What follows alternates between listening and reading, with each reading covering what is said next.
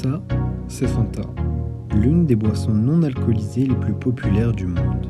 Il est facilement identifiable par ses couleurs vives et ses publicités audacieuses. Celle-ci représente souvent un groupe de personnes dansant sur une musique forte et entraînante.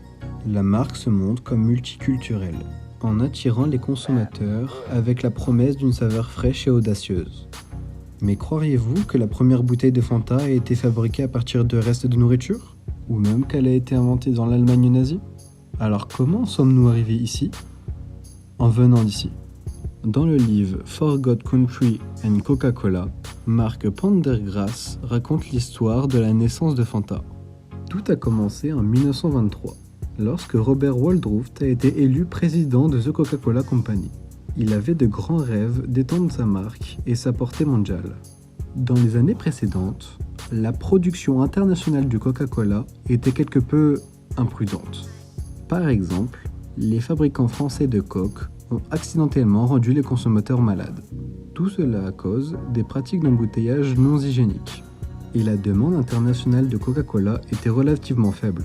Mais sous la direction de Waldroft, la société a créé le ministère des Affaires étrangères, qui se renomma par la suite Coca-Cola Export Corporation.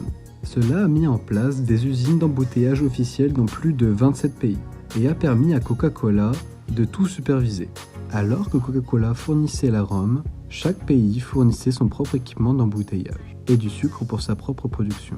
Cela a eu comme effet d'un boom mondial sur ses ventes. L'un de ces facteurs est le parrainage de Coca-Cola lors des Jeux Olympiques d'été de 1928 à Amsterdam, où les gens du monde entier se sont familiarisés avec le logo Coca-Cola. Coca-Cola s'est rapidement associé à la vie américaine idéale et s'est fait connaître internationalement comme une icône patriotique américaine. Coca-Cola s'est répandu dans toute l'Europe, où il a finalement atteint l'Allemagne. Un expatrié américain du nom de Ray Rivington Powers prend la direction de la filiale américaine. C'est un personnage charismatique et un excellent vendeur, qui promettait souvent aux clients potentiels qui seraient riches et posséderaient des villas en Floride. Tout cela en achetant du coca. Power a fait monter en flèche les ventes, passant de 6000 ventes par an environ à plus de 100 000 en utilisant que cette technique. Mais malgré le talent de vendeur astucieux de Power, il ne se souciait pas des détails de la comptabilité financière et laissait souvent des factures impayées et des relevés bancaires non ouverts. En conséquence, la filiale allemande était un gâchis financier et les comptes avaient un sérieux besoin de gestion. Puis, en 1933, Adolf Hitler accède au pouvoir et le règne du Troisième Reich commence. Mark Keynes, un homme d'origine allemande avec l'air dominateur et une allégeance inébranlable pour Coca-Cola, souvent décrit comme imposant et un leader né, Keynes était déterminé à sauver les comptes de la filiale. Avec l'essor de l'économie allemande, il prit la mesure pour commercialiser la boisson auprès des travailleurs de son pays.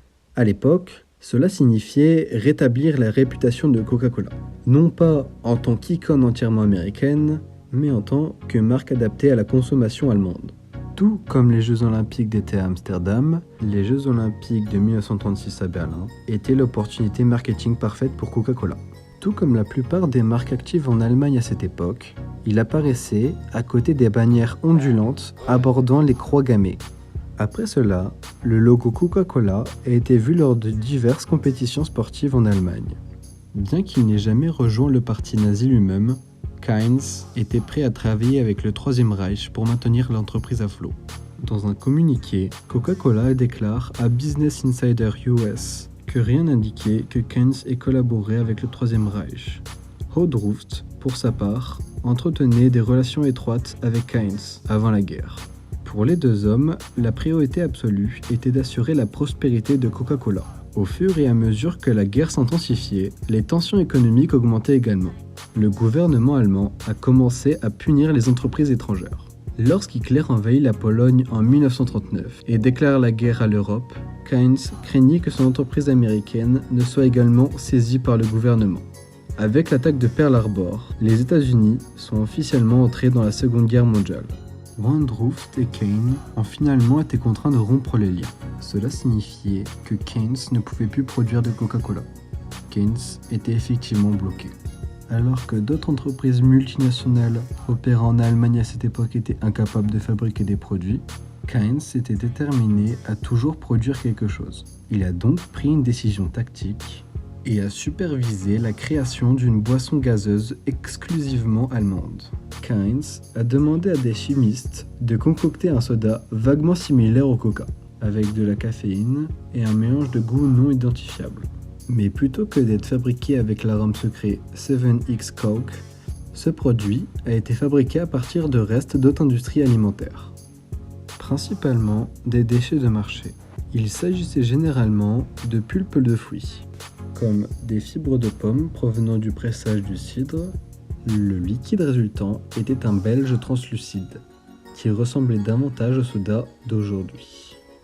Heinz a demandé à son équipe de vente d'explorer leur fantasme tout en s'inventant un nom, et la boisson a été baptisée Fanta. Le nom a fait fureur. À cette époque, Fanta était tout ce qu'il y avait pour maintenir l'entreprise à flot. Heureusement pour Heinz, Fanta était tout ce que l'Allemagne avait. Avec peu d'alternatives aux boissons gazeuses, sa popularité a explosé. Son importance lui a permis de contourner le rationnement du sucre, ce qui en a fait la boisson la plus sucrée du marché. Cela l'a rendue encore plus populaire comme additif dans les soupes et les ragoûts. Les ventes ont progressivement augmenté au fur et à mesure qu'il devenait un aliment de base pour les ménages. Heinz a ensuite utilisé ses relations dans le Troisième Reich pour obtenir un poste de supervision dans toutes les usines de Coca-Cola, en Allemagne et dans les territoires conquis. Cela lui a permis de diffuser le Fanta à travers l'Europe et d'éviter la fermeture d'autres filiales. La filiale allemande a vendu environ 3 millions de caisses de boissons avant la fin de la guerre. Et lorsque les Alliés ont finalement marché sur les usines allemandes, la production de Fanta a cessé. Et donc, Heinz a remis les bénéfices de sa création au siège de Coca-Cola à Atlanta. La version de la boisson que nous connaissons aujourd'hui a progressivement évolué à partir de sa nouvelle image de marque, Fanta Orange, qui a été introduite en Italie en 1995. Cette nouvelle boisson était de couleur orange vif et a été produite à partir d'ingrédients d'arômes locaux. De cette façon, Coca-Cola a continué à faire un produit rentable, tout en se distançant des associations qu'ils avaient autrefois avec le Troisième Reich. L'origine de Fanta est une histoire de ce qui se passe lorsque la nécessité rencontre l'ambiguïté morale. Ce qui était autrefois une concoction de restes dans le Troisième Reich est devenu un des sodas pétillants aux couleurs vives en Italie et est maintenant une boisson partagée internationalement par tous les types de personnes.